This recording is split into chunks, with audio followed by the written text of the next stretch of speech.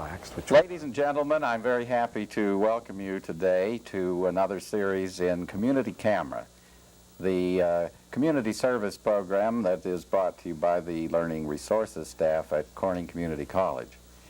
Today we are very fortunate, I feel, in having on the program another one in the series of Corning Community College's visiting scholars. Welcome today to the program Father Malcolm Boyd, who is the third in our series of visiting scholars. Welcome, sir. Thank you. Thank you, Walter. It's been a great fun and a great illumination to us this year having this new series, and I think you have been filled in on it. We started with Mr. Manchester, and then Michael Dan, and now you, and have three more to come in the spring. In your travels around the speaking circuit, I don't know if you've run into quite this setup before or not. I suppose the closest thing, and it's not really at all the same, but New York University Law School had the bicentennial of American law. They flew over Chief Justice Whittaker from England and Chief Justice Berger of the United States, and they had top law figures, but then they invited a number of us, Ralph Ellison, Thomas Saz, A.M. Rosenthal, myself, different group of people who weren't in law, to speak on aspects of the subject pertaining to law, so that I had the law in perspective of ethics, for example. And that was very exciting, obviously a very ambitiously mounted event. And this, there, of course, we were together at the same time. Mm-hmm. Here, we're here individually. It would be fun, but it really wouldn't make a great deal of sense if we were all here at the same time. Yes, we're still experimenting with it, is why I brought up the question of the format, and that's still subject to some possible restructuring. But I guess we're very happy with it largely because at a community college, unlike a large university setting, this is something I think that's fairly unique. And I think in a college like Corning, where we're a little far from some of the big urban centers, it's important to have this kind of ongoing series. What I like about it is the fact that there's a structure. So often I've been invited to speak in effect in the one-night stand. In other words, you fly in, you give a talk. I've often killed myself by staying up until 2 in the morning to respond to people's questions. Then I'd have to be up at 7 or something and off, and that would be it. There were exceptions. I think I was at the University of Hawaii for a week. I was at the University of the Virgin Islands for 2 weeks. Mm-hmm. But generally, it's the one-night stand. I think there was a certain genius, a lot of creativity in this Corning event, because one reason I responded is that it's challenging and exciting to be a part of something where there's an overall umbrella. Also, I think a number of us who do a great deal of speaking, in a sense, wing it. In other words, the people really do, in a one-night stand, want to see you and hear you and relate you to the fantasy images they may have of you and that kind of thing. There's no getting away from it. But when you are locked into something like this, I know in my case I spent quite a lot of time preparing my major lecture, which is unusual because, again, I've tried doing that for visits, but it really isn't the point. They really do just want to see you in action, you see. Right. So this is more challenging, more demanding for the speaker. Well, and it is something of a compromise. Originally we had talked about having one scholar all year. Yeah. And then it was thought that perhaps the 3-day stand with a series of speakers under a theme heading, as the American experience this year, and having the series, Manchester, Dan, you, in the spring, Wattenberg, Calais, and Fuller, Buckminster Fuller, that 3 days would be enough to get some of that other element you're talking about, so that people would get to feel what you're about the first day, and the keynote address gives them a handle to pick you up by, and then 2 days following to really get into subjects in more depth. I have a suggestion in relationship, I think, to my own visit. I found at the end of it that everybody was heated up a great deal and somewhat excited, and I was leaving. Yes. And at the reception, going away reception, a large crowd assembled and wanted to engage in dialogue and conversation, and this was very good. At the first reception, hardly anyone was there, and those who were couldn't do anything but make small talk, which served no point, so we lost time. I think it might have helped to distribute either that biography of myself that faculty received, or some kind of condensation of it. In other words, a sense of the person who's coming. Well, I to think, the students. I think that was communicated maybe through the classes. Well, it wasn't some of them, you say, and I think it might have been good if all the students had received it, because this morning I was in a class, and finally it was at 8 o'clock, but people really weren't very responsive, and I finally said, let's just sit here in silence until you can think of something in your discipline that you'd like to ask me as a visitor. And then it came out that they really didn't have too much of an idea of where I was and where I was coming from. And in other words, it took that whole class to get ready to ask questions, and then our time was up. Yeah, well, I guess the coffee hour that you just came from was certainly outside of the classroom experience as your main student exposure. And I'd like to talk a little bit about some of the points that were brought up there, and also a little bit of the mood of it. You know, I couldn't help thinking as you were sitting in the main lounge at the Commons talking to that group of students, and especially a few of the older students there who remember the late 60s and the early 70s. There was almost a nostalgia about the meeting, because you certainly must be very aware and notice that there is a very different atmosphere today than the atmosphere when you were first really a national figure in the media.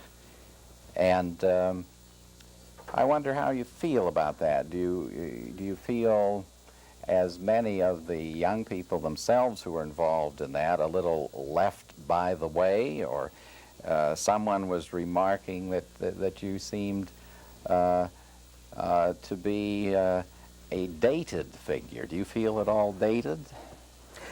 Actually, not at all, but more than that, I feel quite relaxed in the whole thing because I have a sense of history. Well, that's a good thing. In other words, I don't expect the moment to fulfill any of my fantasies. History, there's a kind, well, of course, there's the level of the Yangtze River of a stream, but in other words, there are moments and there are moments in history. I don't really, at this point, want one moment to be like a moment 10 or 20 years ago. I don't want a moment to be the way I might wish it to be in 10 or 20 years if I were alive.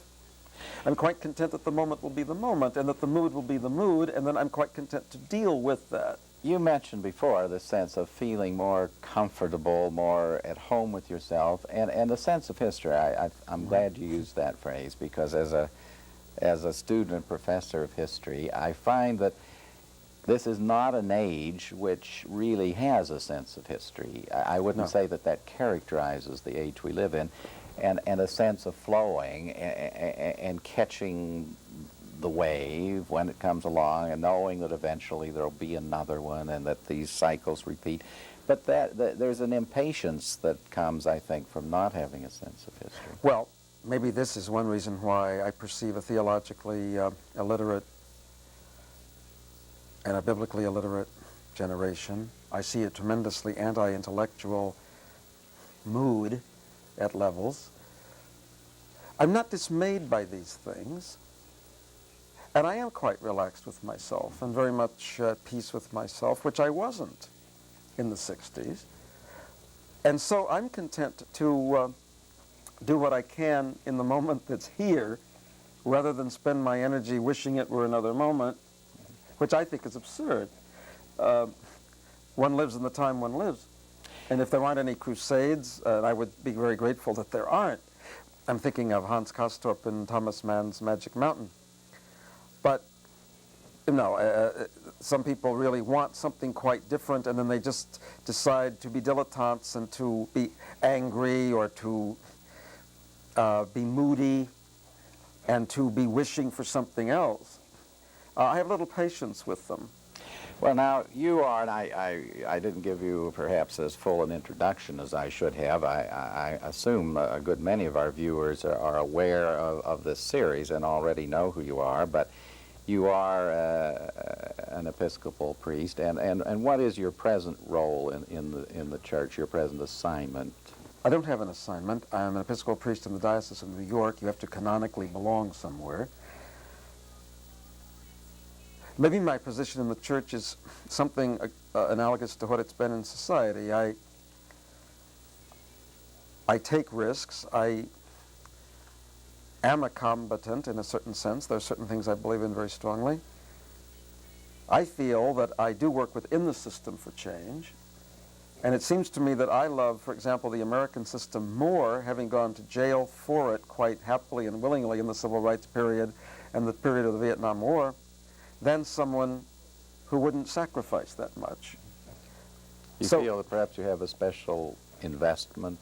I hate to say that, but I have my own investment. But in other words, I care enough to do that, and without asking for any a special notice, and I'm not saying it for that reason, but I think some people would say he stands outside of society. He doesn't love it as much as I do because he's critical. But I think when you put your body where your words are, the criticism is a very loving one. And you are a member of the society, indeed even of the establishment. You know, and this is this role I find myself in. And in response to your question, I think it probably defines my church role. All right. And I've watched you now over the last 3 days, and my judgment would be, on the basis of this brief exposure, that you have an interesting combination of characteristics that you bring to this question of dissent or diversity, which I know you certainly endorse and have worked for. You seem intense. I have no question about that. I don't think anyone who has talked with you here would question the intensity and sincerity of your involvement. But also, it's with, as I have perceived it, a certain certainly a great kindliness and a great tolerance, even for some of the institutions that you're trying very much to change. It's with humor. And that's important, too. I want it to be with humor. Yes. I think that's very important. That's, otherwise, one's taking oneself too seriously. The only people I can't really deal with are these, I look at some fanatic of either kind. Mm-hmm. Fanatics are everywhere. But this is someone who's utterly humorless. They're I can apt to fear be them. dangerous, I think. I think they are. Mm-hmm. I think the inability to see humor in one's own causes or life is a dangerous quality, because there's nothing that puts us back into perspective like seeing ourselves as absurd as we all sometimes We can't are. be too self-righteous. It's absurd. Where there's common clay, there's a commonality of our experience. And also, I think life has a lot of pain, lots of evolving and growing to do, and humor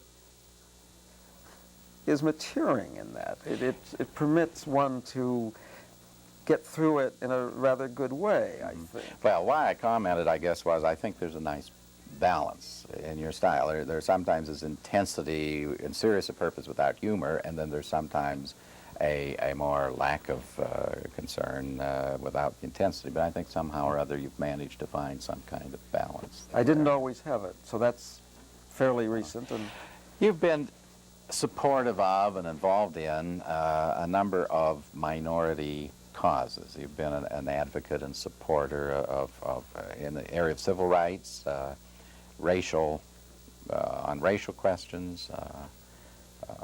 You have been involved in the anti-war movement. You are supportive in and out of the church of an expanded women's role. You have spoken on behalf of the gay rights movement. So you see your role as a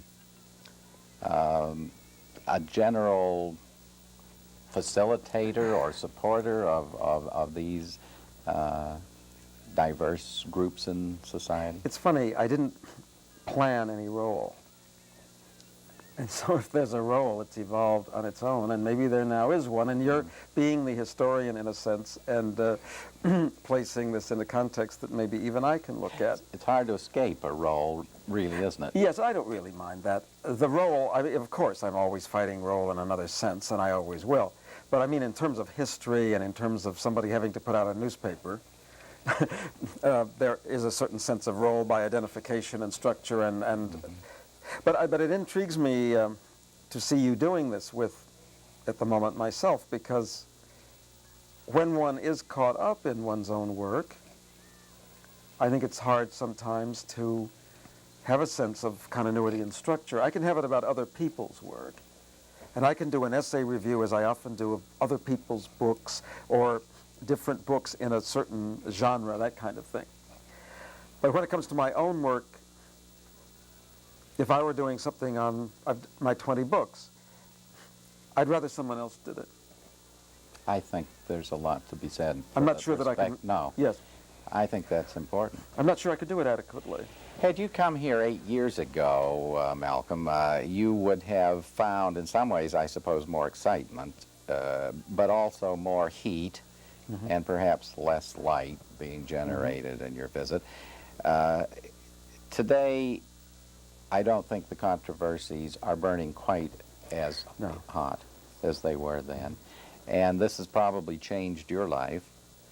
I guess there may be gains and losses, but one of the gains, looking at the optimistic side, I think there were people listening to you now and carrying on a dialogue with you that would not have 8 years ago been able to do so because of a hotter emotional context. I think you're absolutely right.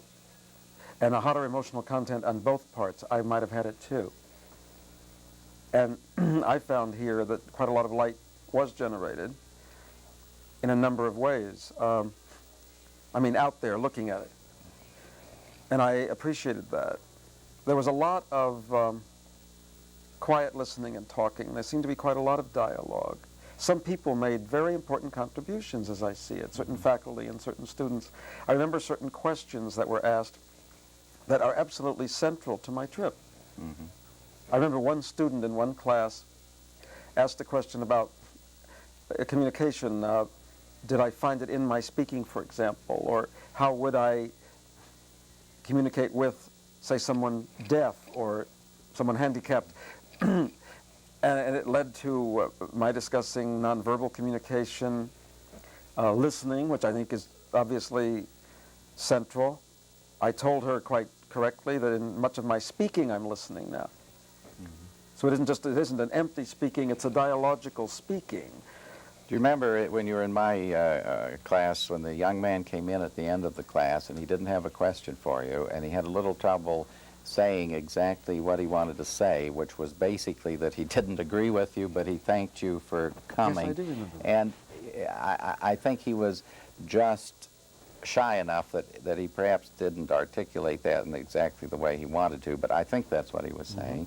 And I think it was interesting that though I suspect he felt some sharp disagreement with what you had said Wednesday night. Which I would hope that everyone would feel some, you know. That he still wanted you to know that he had appreciated the chance to listen to you. There was another man who, I told him he was one of my continuity people here because he'd cropped up all over the place. And in the cropping up and the truncated dialogue, we finally ended with, we'd established quite a lot of communication between ourselves, and I was grateful for that. On a visit like this, there have got to be those symbolic people who just happen to be there and do certain things, who then represent in the memory of the person who visited the school. Yes. Yes. You know, you weren't. You ended your main address on a somewhat apocalyptic note, I thought, intentionally, I'm sure, trying to alarm your audience a bit about some of the possible consequences of certain tendencies and trends in American life. And I wonder if you could just, in the short time we really have left, what basically, to summarize, do you see as the main threat to American society, if we do go the way Toynbee says all societies go, what's going to do it to us, and what do you think is the main thing we can do about it? That's a heck of a I just question, want to say that, oddly enough, I wasn't trying to alarm at that point. I was trying to make a poetical statement. I'm very, I don't like the linear thing. It doesn't work very well. One has to speak in a poetic dimension to speak truth, I think, at this point. And I felt that there. Also, I didn't want it to be construed as anti-technology, although it might have been, but what I'd said earlier in the talk in terms of being very open to technology, I think would more than outweigh that suggestion. I think the danger that I see is too much personalism and isolation from one another and from the issues because we feel they're so overwhelming we can't deal with them and we have to move inward into alcohol, meditation, self, that we cannot cope because it's we feel that it's too monstrous. And I think the hope is in reaching out and touching one another, speaking, listening, communicating, deepening relationship, being content to work at a populist level so that if one can't change necessarily oneself, presidential politics overnight, one can change local politics by finding an issue, researching it, becoming informed, without shrillness, speaking to others, therefore being content to listen to others, and engage in that long-range educational program where one is in our system of compromise, trying to work within the system to affect change. Too many people aren't doing that. Don't you think that's one of the reasons? Now, I realize there are others, but isn't that one of the reasons for the disillusionment of some of the young idealists, having perhaps hoped to do more quickly than they found they could? They have given up, some of them, trying to do anything in a longer period of time. Again, I would disagree with them, and I think they lack a sense of history. You've got to keep plugging if you're really interested in... But I mean, what we've accomplished is extraordinary in terms of civil rights. It's the fact that there are still people who are deprived isn't really the question so much as look what has happened to the face of the clock. It's been moved ahead far beyond anyone's expectations. So you're not essentially pessimistic? Oh, no. If I said to anyone young and black today, there was a time just a few years ago when you couldn't have sat at a lunch counter and had a cup of coffee, odds are he or she would laugh at me. It has moved that rapidly. Do you realize that we did stop the Vietnam War?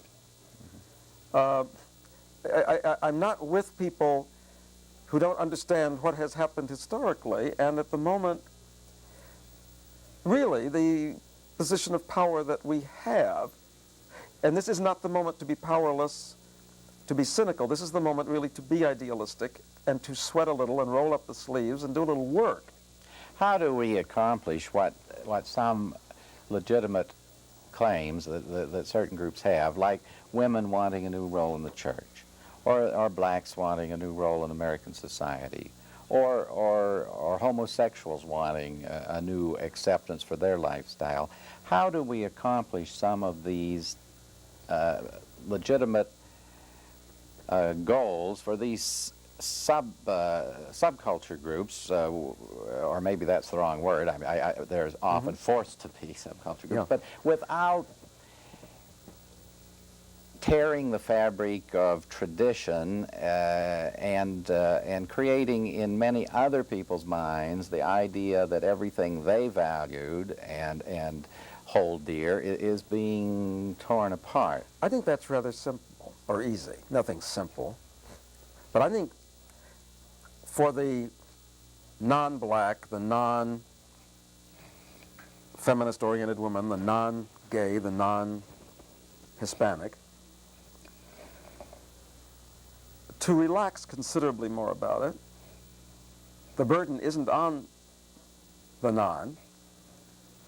To try to understand more, try to be a little more empathic, try to become informed, which is very important, and try to see people in these categories as people, not stereotypes. This is almost enough of a contribution to make, and in a certain sense to get out of the way and let people in a somewhat more natural way be themselves and develop their lifestyles and their freedom in a rather peaceable, nonviolent way. Natural isn't a bad word here. There is a sense of fair play, I think, that keeps asserting itself in American life, even among some of the most prejudiced individuals. And I can think of an old gentleman that now dead that I knew very well, who had most of the prejudices of his age, and very strongly held in many cases. But yet, when I observed him dealing with individuals, it was strange how inconsistent he was with his prejudices, because basically when he came face to face with an individual, he found it difficult to treat them unfairly. This is To Kill a Mockingbird. Remember the scene? All right. That's a classic scene. That is pretty much what I'm saying. Yes, I believe this. And this is why I think the black, the feminist woman, the gay, the Hispanic, the any minority, as it were, has a role here too. And we're back, I said role again. But I think not to give up wishing to communicate with. This can mean that one needn't be at a level shrill. One needn't be trapped in rage, because that's not going to communicate, except it will communicate rage, but it increases fear. In other words, when persons can grow closer to one another in terms of their common humanness, this is what most benefits the non-hyphenated person who wishes more rights and more acceptance and more self-esteem. And so I think an attitude, I think in the give and take of an open system, such as we have in America now, I always feel that I really must listen to the other person if I'm going to speak to the other person. I am at that point. The people I really have trouble with are the ones who you can tell don't wish to listen, they have a set speech. I do believe in dialogue, and I'm not that fond of debate. I think dialogue is excellent. I think there are two kinds of people that get into causes, whatever the causes are, and I guess most of us have supported some cause at one time or another. I hope so. The one type of person is interested in moving from A to B, getting something done. The other is often more interested in self-expression, just getting something off his chest. And sometimes that second type can be counterproductive to moving from A to B. And I think that may be one of the things you were... And moving from A to B can take, it can be the odyssey. It can be very complicated, and X, Y, and Z can get in there between A and B. Well, it can too, be very frustrating because of the expectation gap. I think when you're at A and you haven't started moving at all toward B, things are more or less frozen.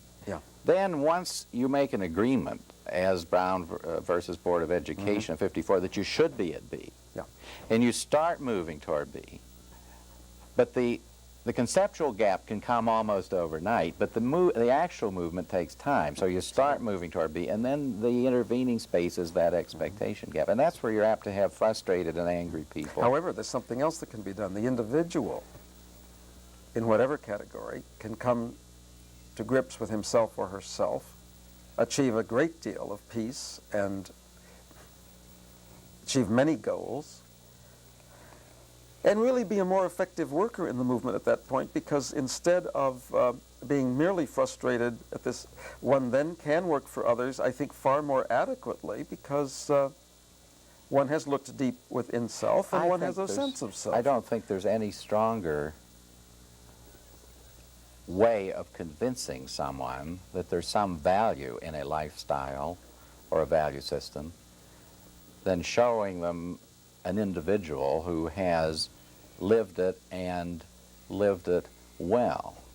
I was going to say there's no greater value than to live it, is there? That's right. So words do follow here. If you're living it, then the words, I think, have some credence and will be listened to. I think if you obviously aren't living it, and you're speaking by rote about how good it would be, lots of misgivings and doubts come into the other person's mind. See, we're running out of time very rapidly. I had thought perhaps we would get into some specific issues more, but I hope this has helped the viewers who haven't had a chance to see you personally get to know you a little better. Well, I hope so. Thank you very much, Malcolm, for coming on the show Community Camera. And ladies and gentlemen, thank you for viewing today. Please continue to watch for upcoming scholars and other interesting people from the community on this program brought to you by Corning Community College's Learning Resources Center. Our guest has been Malcolm Boyd. Thank you again.